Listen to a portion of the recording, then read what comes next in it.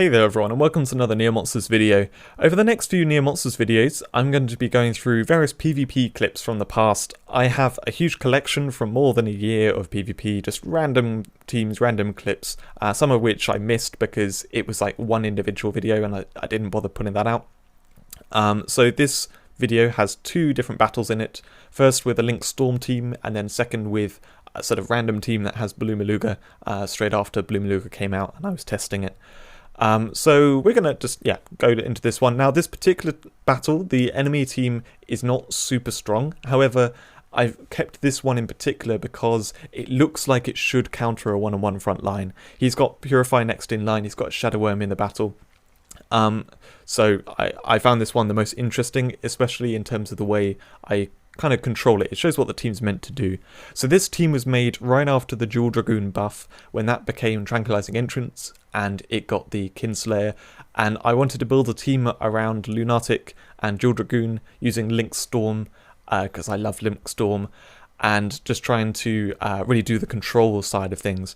Now, I have the Dracosaur next in line for Purify Mist after the one-on-one. I also have Centurion at the back, so I can switch friend into that if necessary.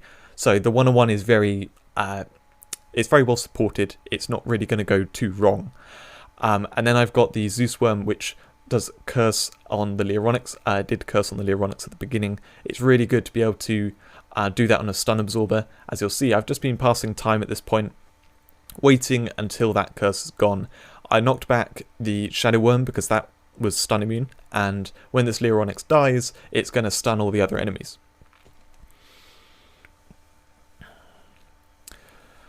So at this point, I just need to pass a little bit of time, and there we go. There's the curse going off. So Noltron's going to come in next, and I don't particularly want to deal with that just yet.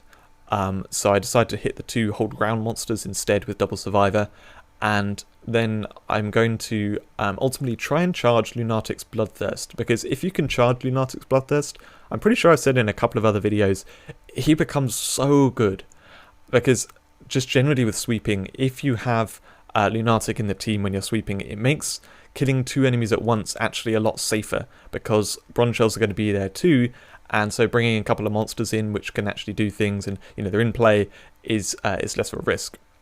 So I do have to kill two things here because I want to get a kill on Zeus Worm, and I don't mind two things coming into play right now because those other two monsters on hold ground I can kind of hold control, kill when I want to, and I knew that the next monster in line wasn't going to be too much of an issue. So I see that the Sanctanian's already out of play. I decide to instead kill the Galvbane. I don't really mind if Stratostrike dies off at this point, and there was a fly right in front of me right now. Why do you have to... Okay, sorry.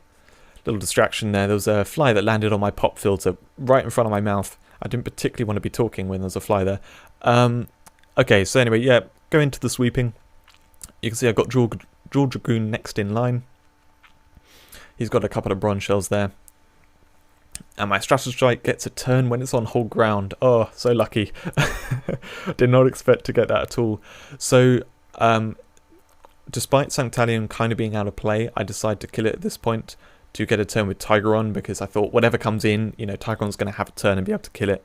Turns out there was stunning entrance anyway. The opponent disconnects at this point, but you'll get to see exactly how I continue to control things, because we've obviously got quite a few bronze shells there.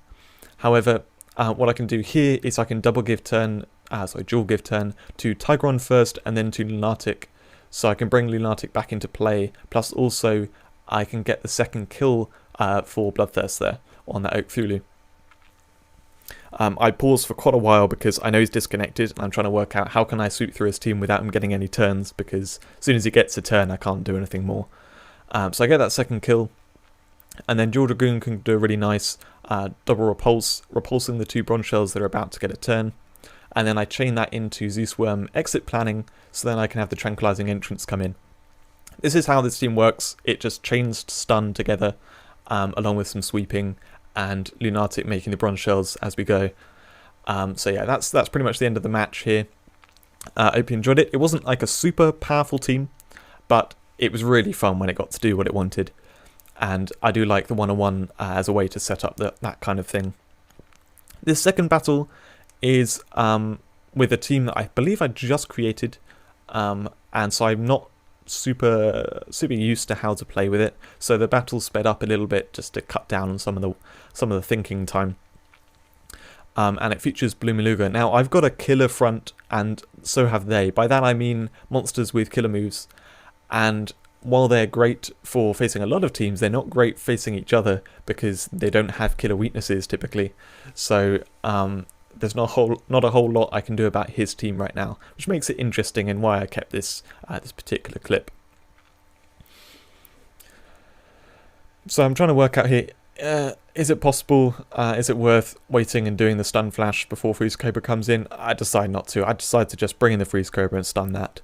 It's actually often good to leave Freeze Cobra in battles because people will build around it so they don't have anything in the next few monsters that gets countered by it. But then after the next few, they'll often have hold ground or other stuff that gets countered by their own Freeze Cobra. So stunning it out of play and then just leaving it on the field is actually pretty good because I'm not going to get countered by it too badly. These days, of course, we have got Houdinoid, which can bring a stun absorber back into play, but this was before this time. So really annoyingly, I've got 2 stun absorbers here, and he's got Malwing next in line that's going to stun them both. So even if I could kill something, I definitely would not to at this point. What the opponent doesn't realise though is that I've got an Angel Lion a few monsters back, and if things line up correctly, I can have the Angel Lion in play, so my stun absorbers aren't going to get stunned. One problem this team did have was against stun, if I had both the stun absorbers in there, but in terms of how it worked and stuff, I figured that overall it was better to have those 2 absorbers like that. So I'm looking at all the monster positions right now and working out, okay, how is this going to go down? And I decide I'm going to slow down his Cyclozar there, so it should line up a little bit better. For things, but anyway, yeah, I do that to. I'm lining up Dolfreeze's next move, I think. So now at this point, he can't kill my Angel Lion. Blue Maluga's going to get a turn as well. I use Time's Up to lower the health of both Shadow Worm and Cyclozar, so that my Hellfire Mortar All is going to actually kill all the enemies, because I want to bring in as much as possible while I've got this stun counter on the field. And as it turns out, there's actually 3 stunning entrance monsters there. It was so good that my Angel Lion came in when it did, and yeah, I'm not sure if he skipped with his Centurion first or whether my Angel Lion got a turn first, but he definitely shouldn't have used that instant purify, as we'll see in a little bit. Anyway, so I decide to just heal with my Angel Lion, heal my Angel Lion here. There's not like. It's still going to be in play, that Willow Worm.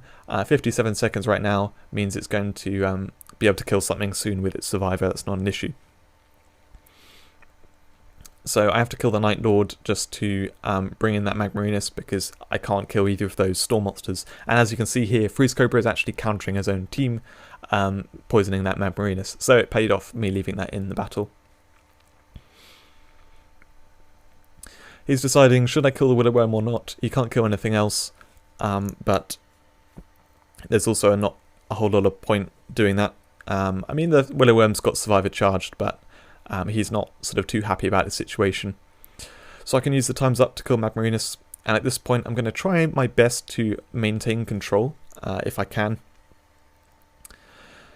He's going to blow back my Angel Lion, bring in my Malwing, and I'm now, well no, I'm still stun protected because of the Blue Maluga.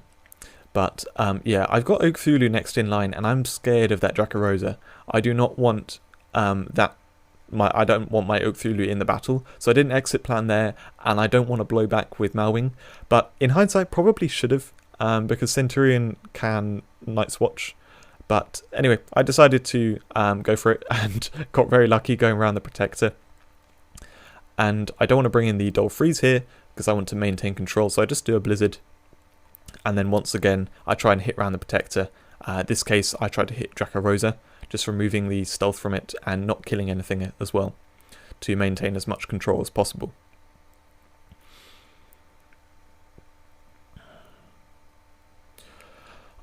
At that point, I was wondering whether to do the Time's Up or Tsunami to take down Mechavathon. I decided to do the Tsunami because if he has any more stun, then it will put Bloomer out of play. And luckily enough, there's something for my Time's Up, so there we go. Pretty much won from here. I think he disconnects. Well, oh, he retreats. There we go. So yeah, I hope you enjoyed these 2 clips. These 2 random teams. There's going to be more videos like this one where I just show 2 random teams. I can't really show the teams themselves, unfortunately, but we can see the battles and just generally how those teams function. Hope you enjoyed the video, and I'll see you in another video soon.